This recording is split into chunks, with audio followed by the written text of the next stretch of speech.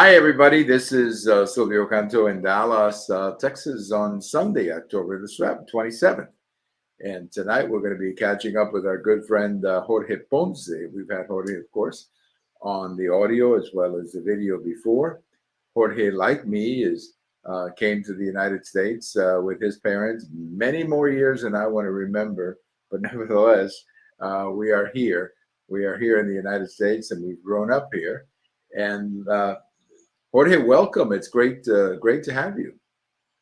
Thank you, Silvio. It's always an honor, a pleasure to participate in radio interviews with you. Great. Well, it's always my pleasure as well. Now, let's just give me a quick biography. I said you came to the United States like I did, but just give me a quick biography for anyone who may not be familiar with your story. You were obviously born in Cuba, so take it from there. I was born in Havana in the Santo Suarez neighborhood, the neighborhood where the late Queen of Salsa, Celia Cruz, was also born at. Oh, wait a minute. That is a coincidence. I didn't know that. I didn't know that. So you and Celia Cruz share a neighborhood. That is fantastic. I didn't know that. I remember you saying Santo Suarez before, but I didn't realize that that's where Celia was from. So that's why you're such a good dancer, right?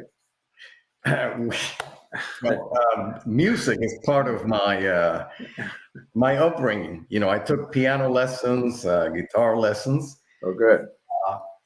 I left Cuba when I was 11 years old, and grew up in the Northern Virginia area. Went to college, graduated from graduate school, Catholic University in DC, and joined the federal government and retired from the federal government after 31 and a half years of service.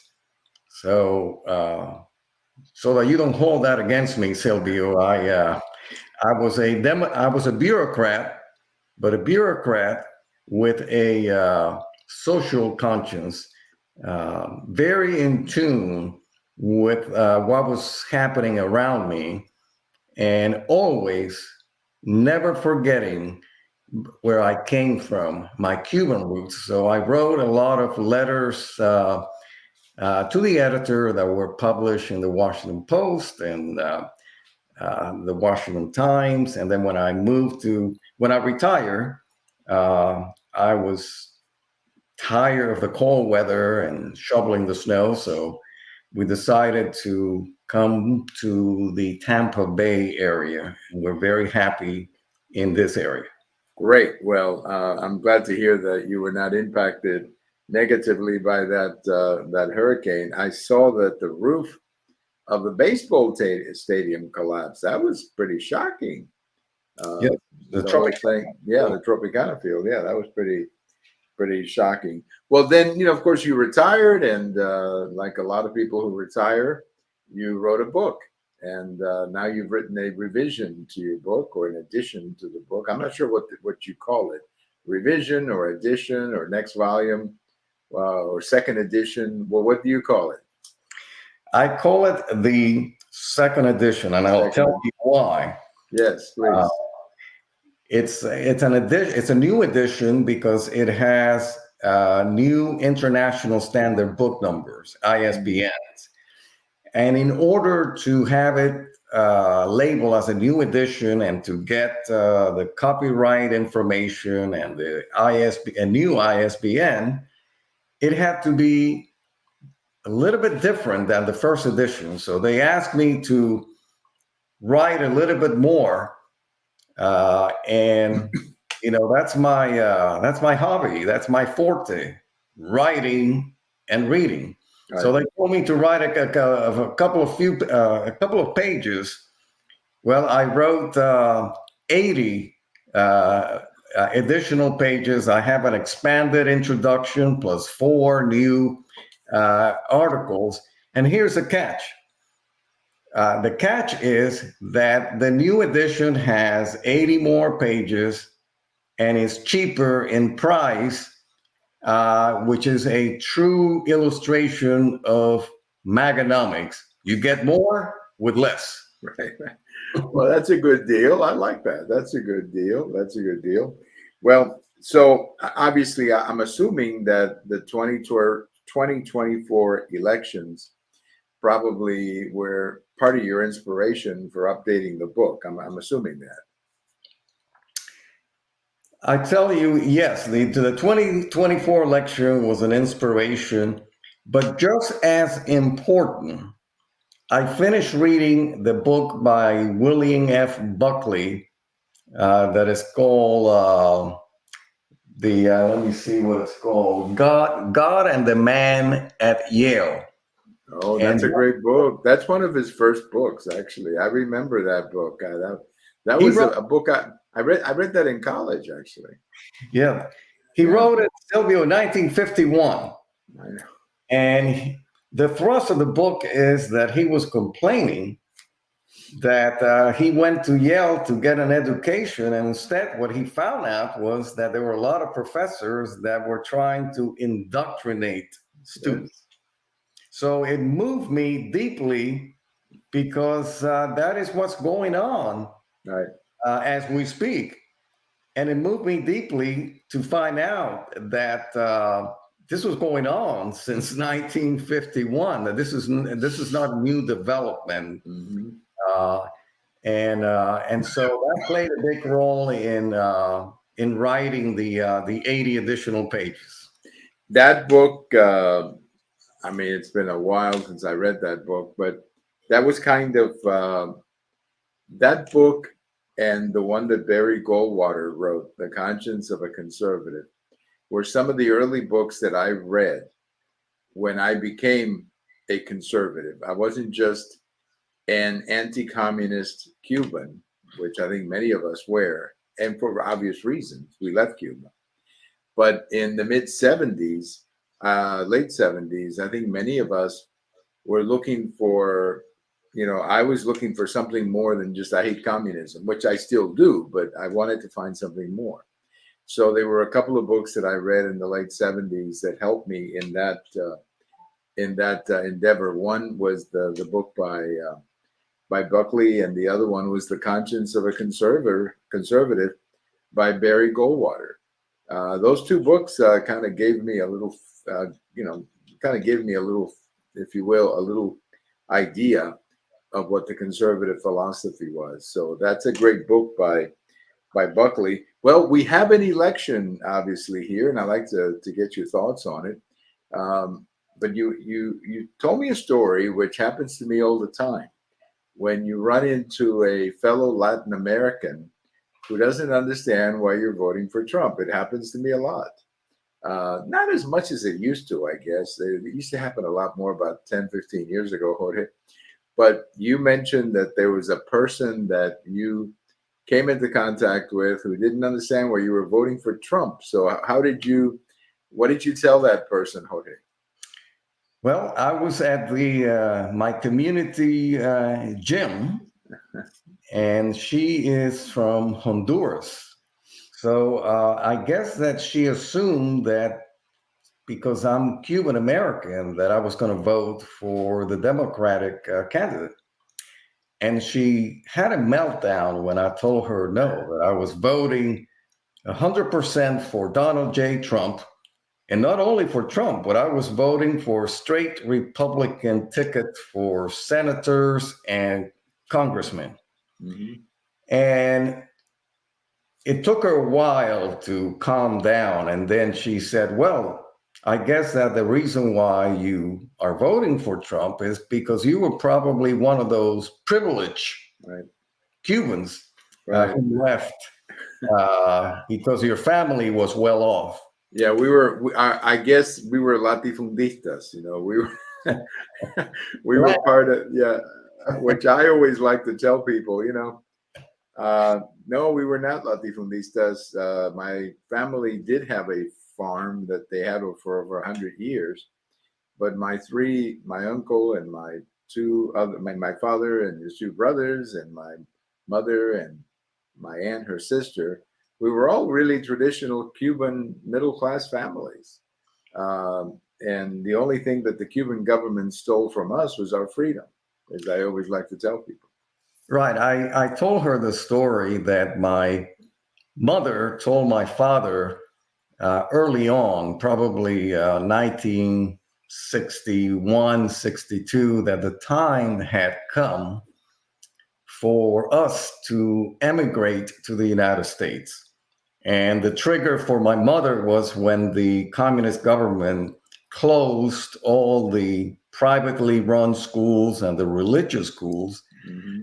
and forced the parents to send their children to communist run schools where they could be indoctrinated into the Marxist ideology. That's when my mother said, that's it, Ponce, we have to leave. But Right.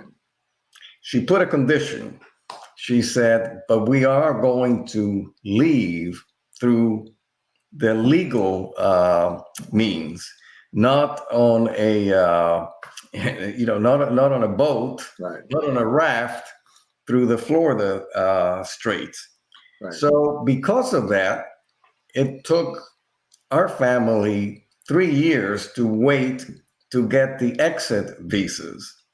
My parents, both my mother and my father, when they told their employer that they were planning to leave for the United States, they were automatically fired from their jobs. Right. And my father faced this dilemma. Well, how am I going to be the provider for my family? So he was a wise man, and he joined the black market, and he did very well. He made a lot of money in the black market. But for me and my sister, we had to put up with 3 years of attending communist-run schools where the majority of the teachers and the students knew that my family planned to leave for the United States. So we faced discrimination, political discrimination, from the moment we set foot in the school. Right. Harassment, really. It's also harassment. That's what we faced. Harassment. So, we were called gusanos. Remember that word? Yes. Gusanos, We were the gusanos were the precursors for the deplorable That's right. in the United States. Yes. It's amazing how they all think alike, right? Yeah. They have to demonize their opponents. Yes. You're exactly right. Yes. But gusanos was was what we used to be called. Gusanitos. That's what the kids were called. And I just, I look back at that time. I didn't mean to cut you off, but you reminded me of something. I look back at that time, and there was a lot of anger that we had back then against these people who were, oppressing us and making us feel bad. And to be honest, a lot of other Cubans had it a lot worse than we had it because we got out earlier than others. But still, there's nothing worse than being harassed for your political beliefs. That is really something that stings you. And I know my parents were always very angry about it. I think my brother and I kind of got over it a little bit because honestly, most of the kids we were with, we really weren't into politics. I mean, 10, 11 years old, you're not really into politics. But nevertheless, we could hear it from some of the teachers. Anyway, I'm sorry, Jorge, but I had to get that in. So I followed up and I told this woman that no, if you call what I had to go through and what my family had to go through privilege, then you need to go back to the Webster Dictionary and find out the correct definition for what privilege is all about. Right. But you raise a point, Sylvia, about the election, and one of the things that I'm very angry about is this latest name calling by the Democrats and Kamala, or as I like to call her in my Latin group, Kamala. Because Mala in Spanish is the bad one. Right. Kamala, right. So I call her Kamala. But lately, the Democrats and Kamala, and now they have the former chief of staff for Donald Trump, the Marine General John Kelly. Or John, is it Jack Kelly or John Kelly? Yeah. saying, accusing Trump of being a fascist, but by the same token, that he admired Hitler. Right. And so, I had to get over my anger to think rationally. And it just showed the lack of understanding, the lack of erudition by these liberals that, it doesn't make any sense to accuse someone, in this case, Trump, of being a fascist. And in this, by the same token, of being an admirer of Hitler, because if you're accusing someone of being a fascist, you should not bring up Hitler. You should bring up Benito Mussolini. Right, exactly, or Franco or somebody like that. That would be a much better fit. But I have to tell you something. There's a fellow named Alex Castellanos, who is a Republican strategist, and I just saw right before we went on, I was watching a minute commentary that he had recorded. Yeah, he's on Fox News regularly. Yeah, but this is a commentary that he had recorded with anyway on another show. And he was saying that this often happens with campaigns, that when they get a little desperate, they start doing this kind of thing and, talking about Hitler and so on. Now, we've been there before. I'm sure you remember when George W. Bush was compared to Hitler. I'm sure you remember when Dick Cheney was compared to Hitler. So we've been here before with the Democrats. But one thing I wanted to say about Hitler, I mentioned this the other day to a interview that I was doing with Voz Media, which is a Spanish, a new Spanish network. They're on the internet only. They're not on over the air like Telemundo or Televisa. But I mentioned to the person who was interviewing me that talking about Hitler, for example, if you say that Hitler had very good generals or you admire Hitler's generals, that is simply a statement of fact. Hitler had the best generals in World War II. I remember I did some podcasts with a friend of mine, Barry Jacobson, who's a military historian. And we did one whole segment on the generals of World War II. And Barry, whose father fought in World War II, so, he was there, his father, he said that if you just look at the quality of the generals, the best generals were the Germans. So to say that you admire Hitler's generals is simply a military fact. It doesn't mean that you like Hitler. It just means that you recognize the quality of his generals. And in fact, if Hitler had listened to his generals, Jorge, the war would have probably lasted a lot longer, and we probably would have had to drop a few more atomic bombs to end it, just to be safe. Absolutely. And for General Kelly to come out with this allegation like 3 weeks before the election reminds me that, he's just a sore. Well, he comes across as a disgruntled employee because Trump fired him. The timing, if this is how he felt about Trump, why wait until 3 weeks before the election? Furthermore, let's go to Hitler for a second. It is outrageous for anyone to compare Trump to Hitler. I mean, number one, he has grandchildren who are Jewish. Right. His son-in-law is Jewish. His daughter converted to Judaism when she got married. And furthermore, there's been no U.S. president in our history who's been a better friend of Israel than Donald J. Trump, especially when he negotiated the Abraham Accord that brought peace to the Middle East region. That's right. And also the embassy to Jerusalem. That's right. Moving the U.S. embassy to Jerusalem, which is something the Israelis wanted for a long time. And he did it. No, I think you're right. I think it is shameful to even to bring Hitler into any conversation regarding American elections. It's just absolutely shameful. But, it's a sign of desperation. Now, one of the points that I really wanted to get with you tonight is I think I understand why Hispanic support for Trump is growing. But tell me why you think it is, and then I like to compare notes with you. So tell me first, why do you think, if you listen to the polls, that Hispanic support for Trump is growing, Jorge? All right, I'm going to tell you why I, as a Cuban American, switched from the Democrat, from being a Democrat to a Republican, and then Hispanics. As a Cuban American, there to bring a baseball analogy, you get 3 strikes and you're out. So Well, I like baseball analogies, Jorge. So anytime you bring up a baseball analogy, you've made a new friend with me. So, all right. The first strike was the betrayal of the Cuban American aspirations at the Bay of Pigs by John F. Kennedy. That was the first strike.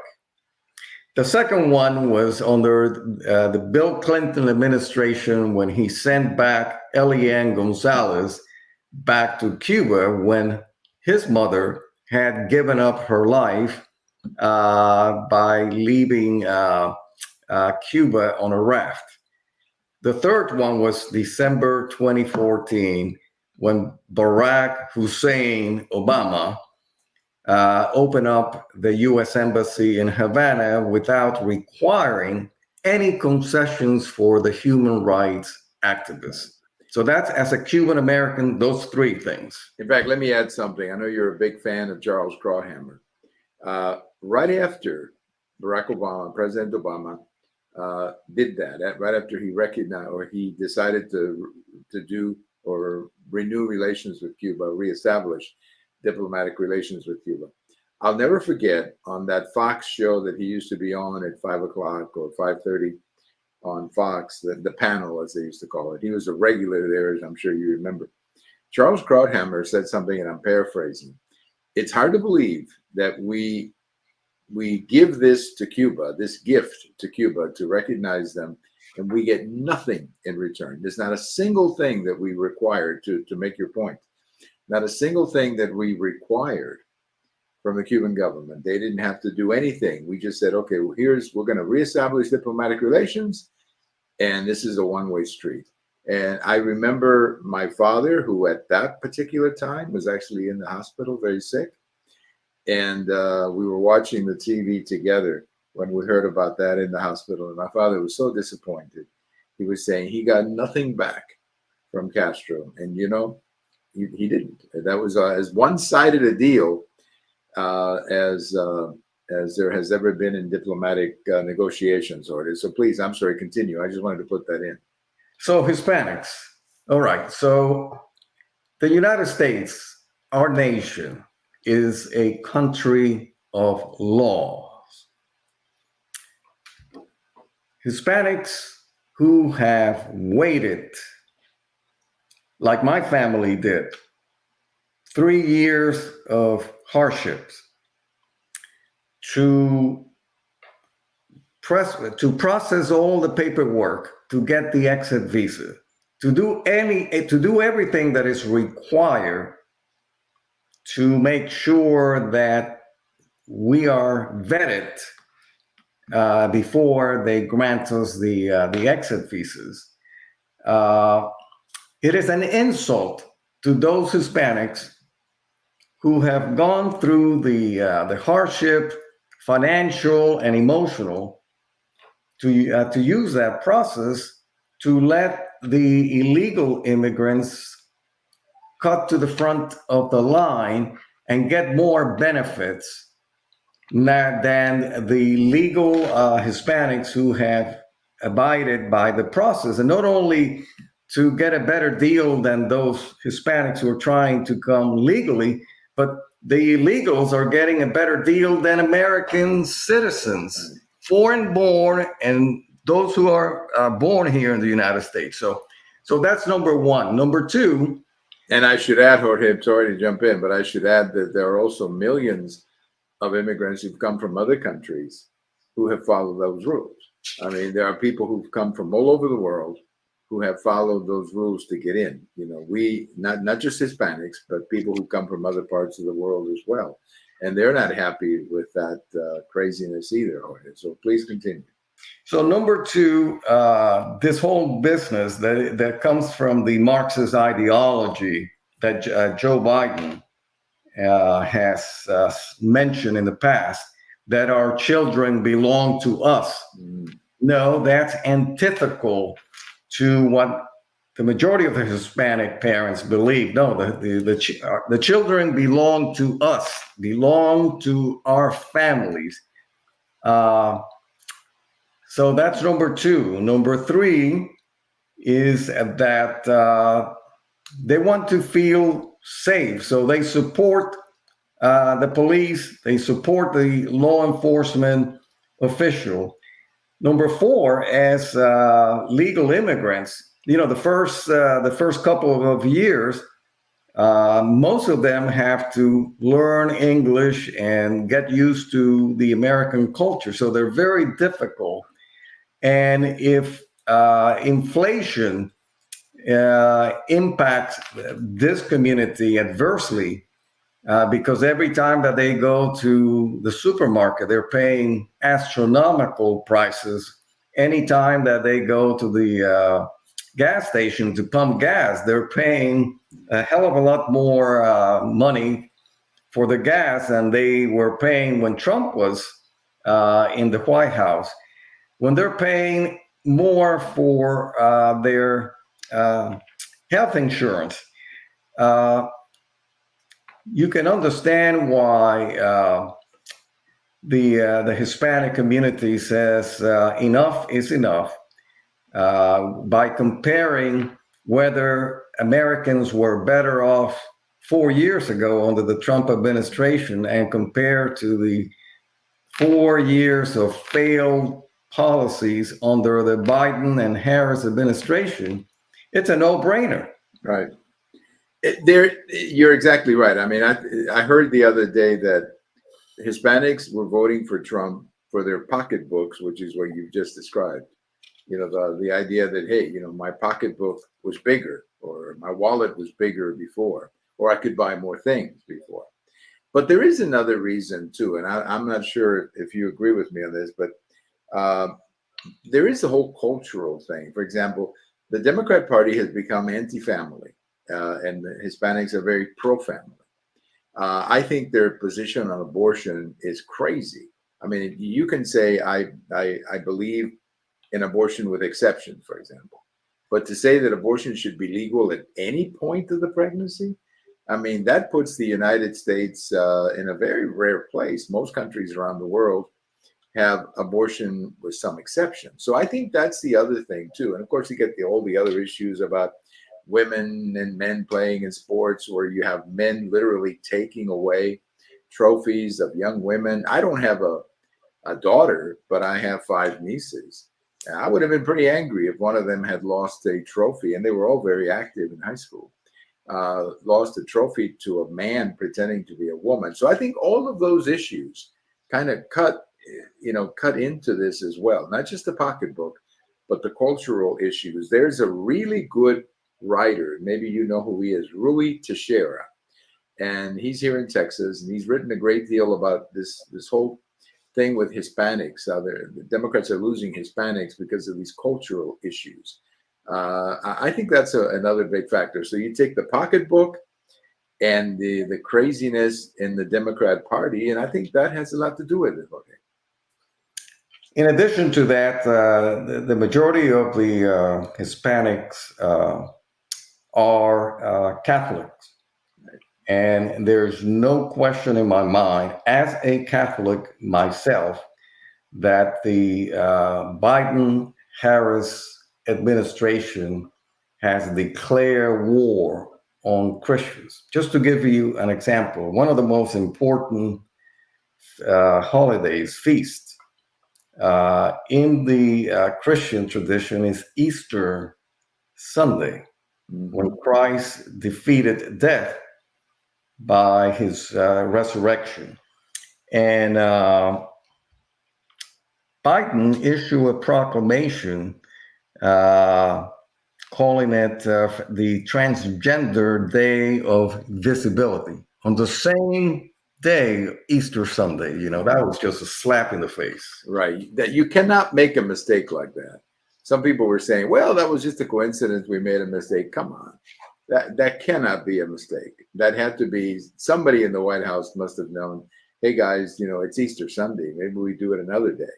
So I think you're right. I think there is the attack on the family, on values, and I think that is hurting the Democrats, no question about it. Well, Jorge, before you give me another one of your favorite quotes from Jose Marti that you always like to tell me, what other point that you want to make? I think we've covered all the points, but tell me, what other point did we miss in our conversation? One very important point. Okay. That the Democrats, you have Michelle Obama and Barack insulting the African American males for refusing to vote for Kamala because they are misogynist. And Michelle claims that they should vote for Obama because she will be the first woman president. You mean for Kamala Harris, yeah. Right. Yeah. Or yes. Yeah. And I think, well, number one, I'm very suspicious of voting or promoting, when I was a supervisor, anyone for being the first of anything. Being the first of anything is meaningless. Michelle says, well, if you vote for Kamala or Kamala, you'll be voting for the first woman president. Well, the Democrats are the first ones who have a difficult time defining what a woman is.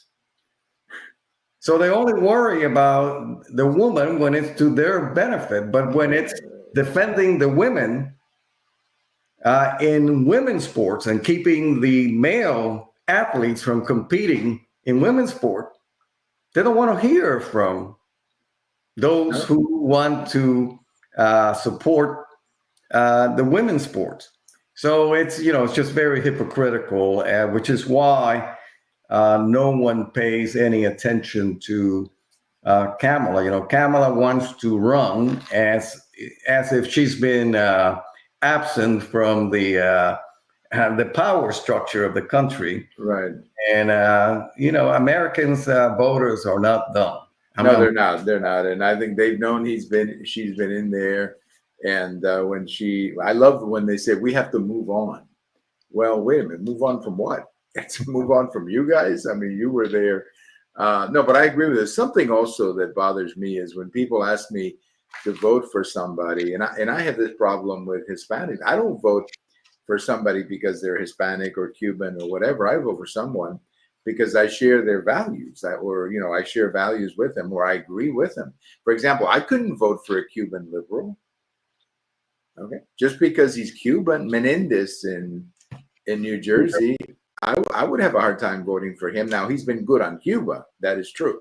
But in general, he's a very liberal man. I couldn't vote for him. I would vote for a Republican if I lived in New Jersey rather than Menendez.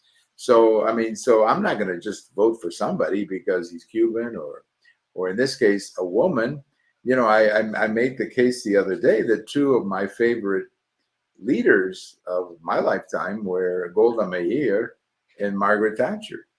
Two wonderful ladies. And Bibi Netanyahu. That's right. And but you've got these two great ladies who ran their country, Israel and the United Kingdom. Neither one of them had a problem with men. You notice that? They didn't have a problem with men. And that's because they were serious people. They didn't have to prove to anybody that they were serious, like Vice President Harris has to do. Well, Jorge, we're almost out of time, so you got to give me your Jose Marti quote for our show. This has become a tradition with us. Every time we do a show, you give me a Jose Marti quote. So which one are you going to share tonight? Oh, and I'm going to give you two quotes. All right, you give me two. I'll let you give me two. The first one is by a former Democrat, Eleanor Roosevelt. And she said that great minds discuss ideas, average minds discuss events, Okay. small minds discuss people. I like that. I like that. First Lady Eleanor Roosevelt. I like that. First I like Lady that. Eleanor. Yeah, So First here's Lady, the wife of Franklin Delano Roosevelt. Yes, she was a pretty good. She was a cool lady. yes. I liked her a lot. Yeah, cool So lady. here's the quote that I like to share with you today. Cuban national hero Jose Marti said that mankind is composed of two sorts of men: those who love and create, and those who hate and destroy. Those who love and create are what Donald J. Trump and J.D. Vance stand for. Those who hate and destroy could not be a better description for Kamala or Kamala Harris and Tim Walz. My brother, speaking of Gemala, there is a video, a salsa video going around of Gemala Gemala. And my brother sent it to me this morning.